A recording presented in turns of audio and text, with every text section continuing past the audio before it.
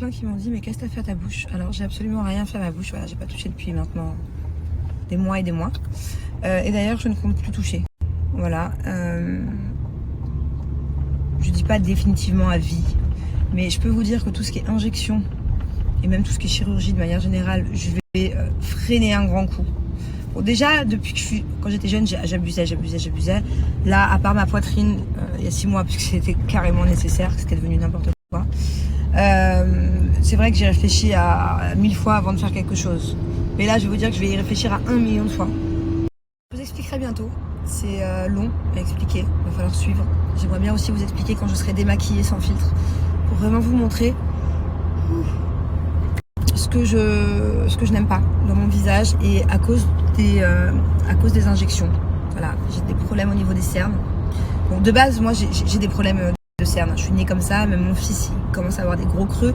C'est pas parce qu'on est fatigué, c'est parce qu'on a la peau très fine à cet endroit-là. Mais voilà, j'ai récemment fait des injections au niveau des cernes. Ça allait pas, et du coup j'ai dû enlever, j'ai dû remettre, enfin voilà, je vous réexpliquerai bien et je vous montrerai maintenant le résultat et franchement ça m'a complètement écœurée de tout ce qui est injection. Donc je vais essayer de trouver une solution pour une bonne fois pour toutes, ne plus être complexée par rapport à ça. Et après finito quoi, finito. Il s'est passé pas mal de choses en ce moment concernant la chirurgie, les injections. D'ailleurs je suis vraiment dégoûtée pour les filles qui ont de gros problèmes en ce moment. Notamment Luna hein, que je connais. D'ailleurs, bon, bah, elle a tout mon soutien et elle le sait. Mais voilà, je trouve que ça fait beaucoup en ce moment. Et beaucoup de mauvaises réactions concernant tout ce qui est acide hyaluronique, surtout, comment ça s'appelle, Yakor.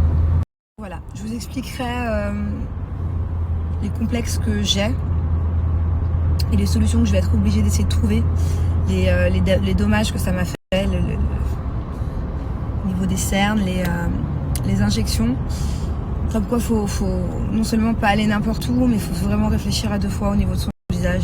Parce que le visage, bah, je vous dis, on voit que ça.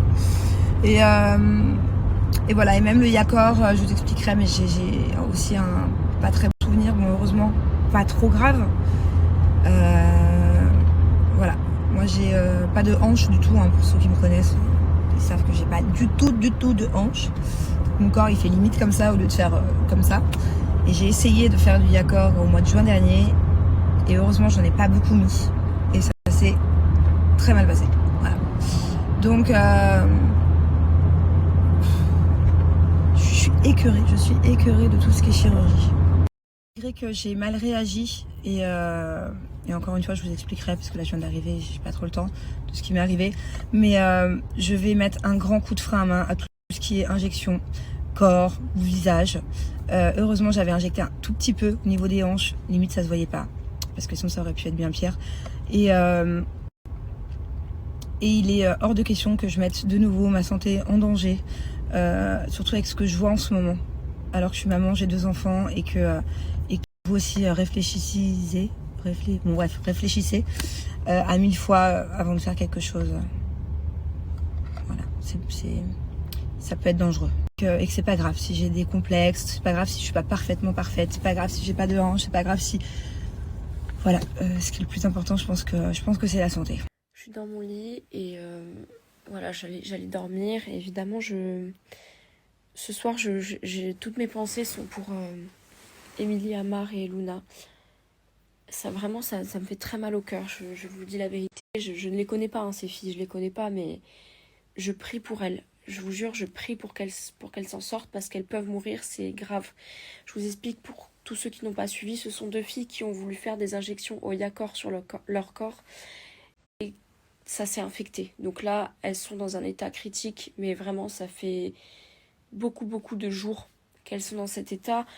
Et en fait, ça me fait vraiment mal au cœur parce que je me dis que ça aurait pu m'arriver à moi, comme à toutes celles qui ont fait de la chirurgie, en fait. Et je sais pas, je trouve que personne n'en parle vraiment beaucoup. J'ai vu quelques fois, mais je comprends pas. Enfin, les seuls candidats de télé qui en parlent, c'est pour dire, faire la promotion de leur chirurgien. Je sais pas, je sais pas quoi. Là, vraiment, je vous jure, tout ce que j'ai vu aussi par rapport aux commentaires, il y a des gens, mais ils ont pas d'état d'âme, je vous jure, ils ont aucune empathie. Il y a des gens qui osent marquer bien fait pour elles.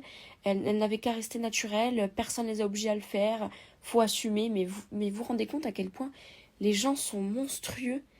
Mais comment tu peux penser comme ça? Comment tu peux te réjouir du malheur de quelqu'un, que la personne peut même mourir carrément? Mais déjà, ce putain d'e-accord là, pourquoi personne ne parle de ça? C'est monstrueux. Je comprends même pas pourquoi c'est légal en France alors que même aux États-Unis c'est interdit. Ils savent même pas comment l'enlever. Ils l'injectent, il n'y a aucun produit pour l'enlever. C'est quoi ça? Et dire que j'ai failli faire ça. Pourtant, moi j'ai fait plusieurs opérations lipofilling, donc injection de graisse. Je touche du bois, j'ai jamais rien eu. Mais le Yacore, qu'est-ce qu'ils foutent dedans d'ailleurs? C'est même pas naturel, c'est quoi ce truc? Mais il faut l'interdire, c'est pas normal ce truc horrible. Mais vraiment, ne faites pas ça les filles, je vous assure, ne faites jamais ça.